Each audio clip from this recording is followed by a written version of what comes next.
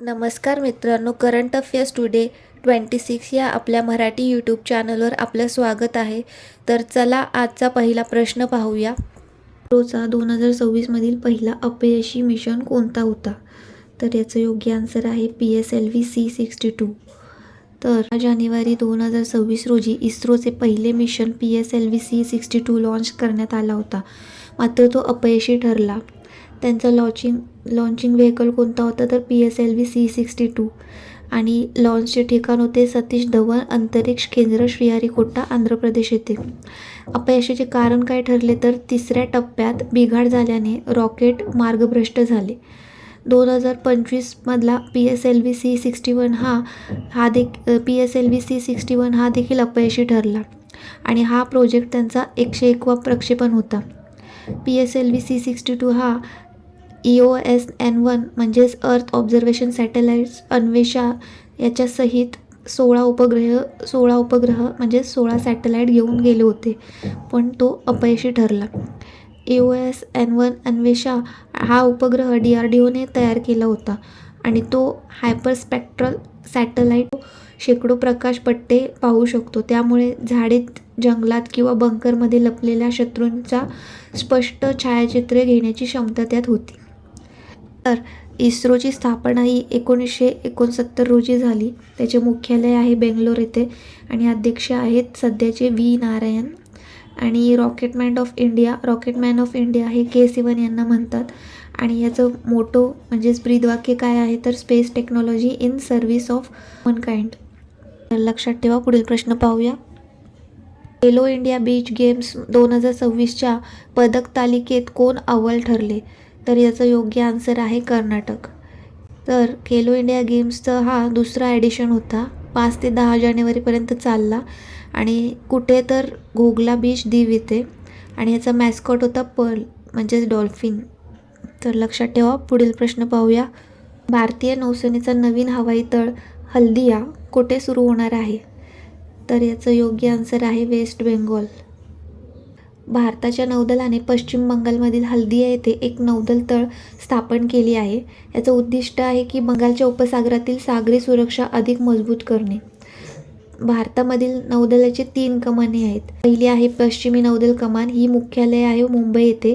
आणि पूर्वी नौदल कमान याचं मुख्यालय आहे विशाखापट्टणम येथे. आणि दक्षिणी नौदल कमान याचे मुख्यालय आहे कोची येथे. याशिवाय अंदमान निकोबार कमान आहे, जी भारतीय एकमेव त्रिसेवा कमान आहे.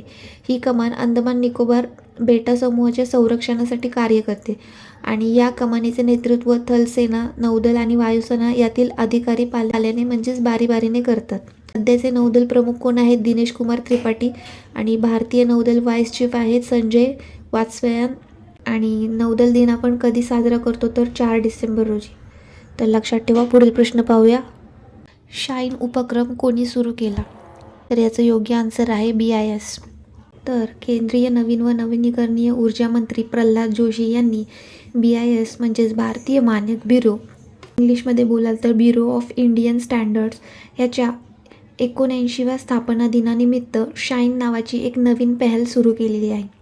शाईन याचा अर्थ आहे की standards help from inform and nature इम्पॉवर्ड woman. याचं उद्देश आहे की महिलांना सुरक्षा, गुणवत्ता आणि मानकीकरण याबाबतचे ज्ञान देऊन त्यांना सशक्त बनवणे. आणि या उपक्रमाअंतर्गत NGO आणि स्वयंसहाय्यता गट यांच्या सहकार्याने महिलांना प्रशिक्षण म्हणजेच ट्रेनिंग दिले जाणार आहे. तर कशाचे प्रशिक्षण दिले जाईल? तर घरगुती वापरातील वस्तू, उदाहरणार्थ इलेक्ट्रिकल उपकरणे किंवा अन्नपदार्थ, त्याची अचूकता आणि सुरक्षा कशी ओळखायची याबाबतची माहिती. याचे फायदे काय होणार आहेत? तर ज्या महिला व्यवसाय किंवा सूक्ष्म उद्योग चालवतात त्या आपल्या उत्पादनांना BIS मानकानुसार करून उत्पन्न वाढवू शकतात आणि बाजारात अधिक विश्वासार्हता मिळवू शकतात. भारतीय मानक ब्युरो ऑफ इंडियन स्टँडर्ड्सचं मुख्यालय नवी दिल्ली येथे आहे आणि याचे DG आहेत संजय गर्ग. तर लक्षात ठेवा. पुढील प्रश्न पाहूया. वायमर ट्रायंगल कोणत्या देशाशी संबंधित आहे? तर याचं योग्य आन्सर आहे फ्रान्स, जर्मनी आणि पोलंड. तर वायमर ट्रायंगल हा फ्रान्स, जर्मनी आणि पोलंड या देशाचा एक प्रादेशिक राजकीय गट आहे आणि या गटाची स्थापना 1991मध्ये जर्मनीतील वायमर शहरात झाली होती. याचं मुख्य उद्दिष्ट काय आहे तर या 3 देशांमधील राजकीय संवाद वाढवणे, युरोपातील एकीकरणाला चालना देणे आणि सुरक्षा सहकार्य मजबूत करणे. याची स्थापना ही 28 ऑगस्ट 1991 रोजी वायमर शहरात झाली. भारताने पहिल्यांदाच वायमर ट्रायंगल या बैठकीत सहभाग घेतलेला आहे.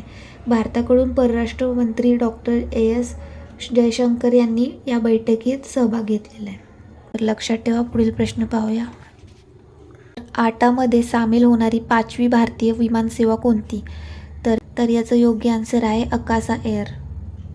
तर आटा म्हणजेच इंटरनॅशनल एअर ट्रान्सपोर्ट असोसिएशन, याची स्थापना ही 19 एप्रिल 1945 रोजी झालेली आहे.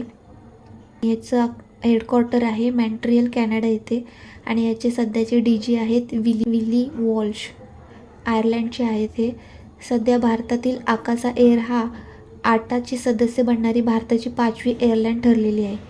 आटाचे सदस्य घेण्याचा अर्थ काय आहे? तर आटाचे सदस्यत्व घेण्याचा अर्थ काय आहे? तर आटाचे सदस्यत्व मिळणे म्हणजे संबंधित एअरलाईन जागतिक विमानन उद्योगातील मानके, सुरक्षा आणि कार्यक्षमतेचे पालन करते याची खात्री मिळते. कारण आटाचे सदस्यत्व मिळवण्यासाठी ऑपरेशनल सेफ्टी ऑडिट सारखी कठोर सुरक्षा तपासणी पास करावी लागते आणि या ऑडिटमुळे एअरलाईन सुरक्षित आहे की नाही याची पडताळणी होते. याचे फायदे हे आहेत की यामुळे प्रवासी आणि व्यावसायिक भागीदारांचा विश्वास वाढतो आणि तसेच एअरलाईनची जागतिक स्तरावर विश्वासार्हता मजबूत होते. तर लक्षात ठेवा. पुढील प्रश्न पाहूया. कमला ओझू हायड्रो इलेक्ट्रिक प्रकल्प कोणत्या राज्याशी संबंधित आहे? तर याचं योग्य आन्सर आहे अरुणाचल प्रदेश. पर्यावरण मंत्रालयाने ओझू जलविद्युत प्रकल्प याला मंजुरी दिलेली आहे. हा प्रकल्प अरुणाचल प्रदेशातील सुबनगिरी जिल्ह्यात सुबनगिरी नदीवर चीन सीमेजवळ विकसित केला जाणार आहे. ह्याची क्षमता 2200 मेगावॉट इतकी आहे आणि याला खर्च 25,000 कोटी रुपये इतका आलेला आहे. सध्या भारतातील सर्वात मोठा जलविद्युत प्रकल्प कोणता आहे? तर कोयना जलविद्युत प्रकल्प.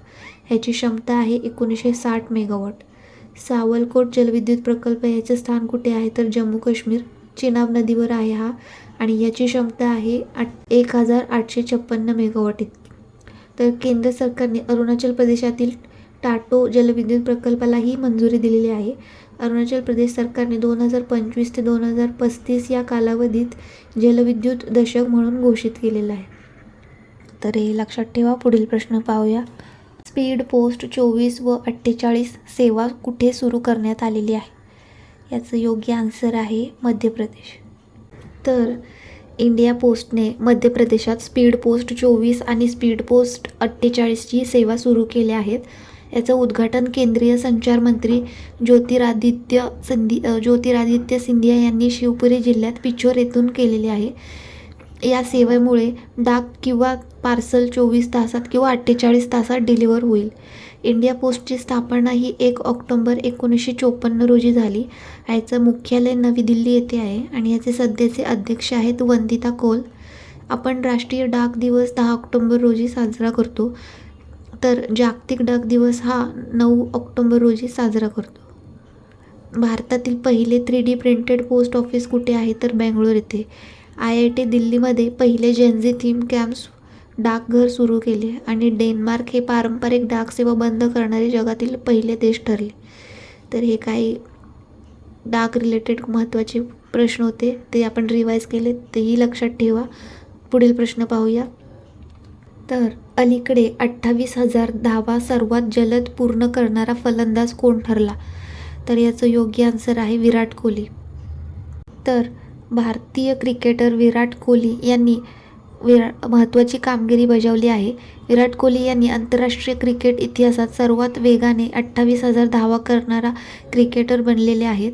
ही कामगिरी त्यांनी वडोदरा येथे न्यूझीलंड विरुद्ध पहिल्या ODIमध्ये केली.